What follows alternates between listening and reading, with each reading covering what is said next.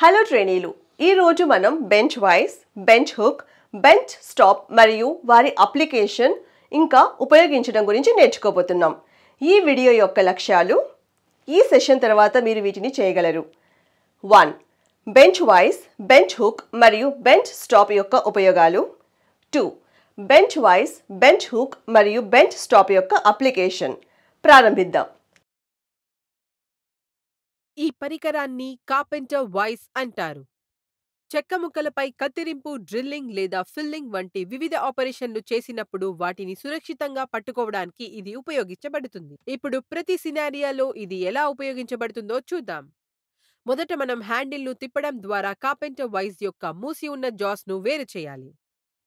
Handle కదలకపోతే వ్యతిరేక దిశలో తిరగడానికి ప్రయత్నించండి.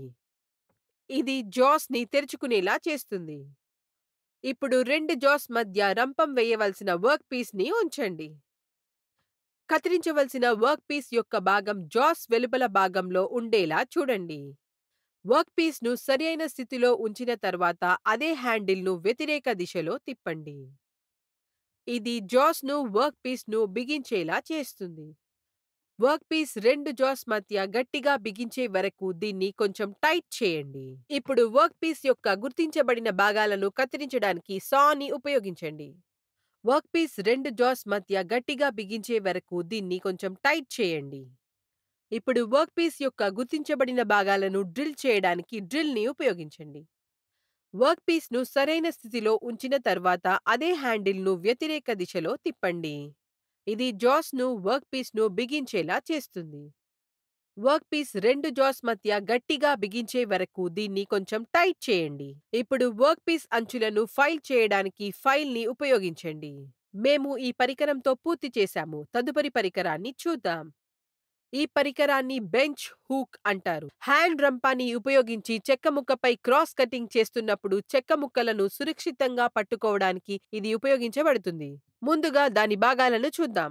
ఇది హూక్ మరియు స్టాప్ రెండు భాగాలుగా కలిగి ఉంటుంది. ఇప్పుడు ఇది ఎలా ఉపయోగించబడుతుందో చూద్దాం. మొదట బెంచ్ హుక్ టేబుల్ అంచుకు వ్యతిరేకంగా హుక్ ఉండేలా చూడండి. తరువాత రంపం చేయాల్సిన వర్క్ పీస్ని ఉంచుతారు. తద్వారా కత్తిరించవలసిన భాగం స్టాప్ అంచుకు అనుగుణంగా ఉంటుంది. స్టాప్ కు వ్యతిరేకంగా ఉన్న చెక్క ముక్క యొక్క పైభాగాన్ని మీరు పట్టుకున్నారని నిర్ధారించుకోండి. తరువాత చెక్క ముక్కపై గీసిన గీతపై రంపాన్ని నెమ్మదిగా ఉంచి చెక్క ముక్కను కత్తిరించడానికి ఈ రేఖ వెంట రంపాన్ని ముందుకు వెనుకకు తరలించడం ప్రారంభించండి. ఒక ఉపయోగకరమైన చిట్కా ఏమిటంటే మీరు ఎల్లప్పుడూ కొలిచే పరికరాలను ఉపయోగించకుండా చిన్న చెక్క ముక్కలను కత్తిరించడాన్ని సులభతరం చేయడానికి స్టాప్ పైభాగంలో మీరు ఎల్లప్పుడూ ఉపయోగించే ప్రామాణిక పొడవులను గుర్తించవచ్చు. మేము ఈ పరికరంతో పూర్తి చేశాము. తదుపరి పరికరాన్ని చూద్దాం. ఈ పరికరాన్ని బెంచ్ స్టాప్ అంటారు.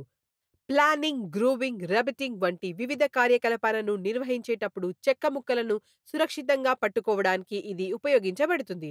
ఇప్పుడు ఇది ఎలా ఉపయోగించబడుతుందో చూద్దాం. సాధారణంగా బెంచ్ టాప్లు వర్క్ టేబుల్ లోపల ఉంచబడతాయి. దీన్ని ఉపయోగించడానికి మనం దీనిని ఒక దిశలో తిప్పాలి. దాని యొక్క ఒక చివర టేబుల్ ఉపరితలం పైకి లేస్తుంది. చెక్క వర్క్ పీస్ బెంచ్ టాప్ యొక్క ఎత్తైన భాగానికి వ్యతిరేకంగా ఉండేలా ఉంచండి. చెక్క వర్క్ పీస్ పై ప్లానింగ్, గ్రూవింగ్, రబెటింగ్ వంటి ఏదైనా కార్యాచరణ చేసినప్పుడు అది బెంచ్ ఉపరితలంతో సమాంతరంగా ఉండే ఏ దిశలోనూ కదలదని ఇది నిర్ధారిస్తుంది. వర్క్ పీస్ యొక్క అన్ని అంచులను పట్టుకోవడానికి ఇటువంటి అనేక బెంచ్ టాప్లను ఉపయోగించినప్పుడు అది ఏ దిశలోనూ కదలదు. ఇది వర్క్ పీస్ను మరింత స్థిరంగా చేస్తుంది. మేము ఈ పరికరంతో పూర్తి చేశాము.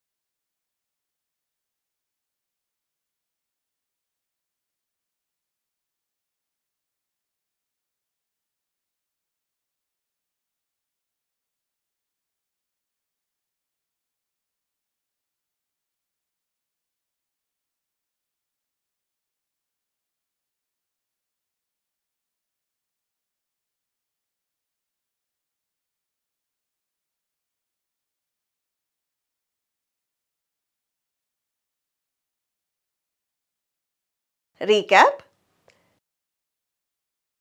రంపంపై కోయడం, ఉలి వేయడం వంటి ఆపరేషన్లు చేసినప్పుడు కూడా చెక్క ముక్కలను సురక్షితంగా ఉంచడానికి బెంచ్ వైస్ ఉపయోగించబడుతుంది. అదేవిధంగా చెక్క ముక్కలను సురక్షితంగా ఉంచడానికి బెంచ్ హుక్ను కూడా ఉపయోగిస్తారు. చెక్క ముక్క టేబుల్ ఉపరితలం వెంబడి ఏదైనా నిర్దిష్ట దిశలో కదలకుండా ఆపడానికి బెంచ్ స్టాప్ ఉపయోగించబడుతుంది. ఈ సెషన్లో బోధించిన ప్రతిదాన్ని మీరు అర్థం చేసుకున్నారని ఆశిస్తున్నాను. మరో వీడియోలో కలుద్దాం. అప్పటి వరకు ధన్యవాదాలు మరియు గుడ్ బై.